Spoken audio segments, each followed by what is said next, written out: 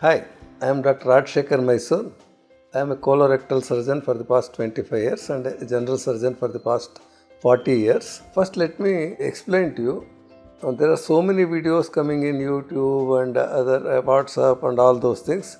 Please don't get carried away with all that. Everybody talks about everything in India, that is one issue. First, let us understand what is fasting. There are different varieties of fasting. There are people for religious sake, they do fasting on different occasions. In that, some people do complete fasting, absolute fasting, where they don't even take water for 24 hours. So that is one type of fasting. The other is, instead of eating something, they'll eat something different. That is actually not fasting.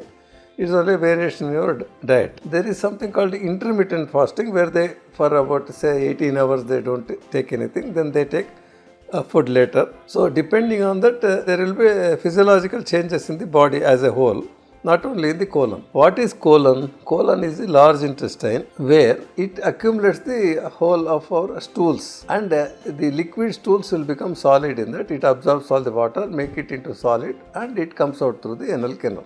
So the job of colon is to make the stools solid. So when you are fasting and when you are not taking food, so the amount of stool formation will be less, so you may get constipated.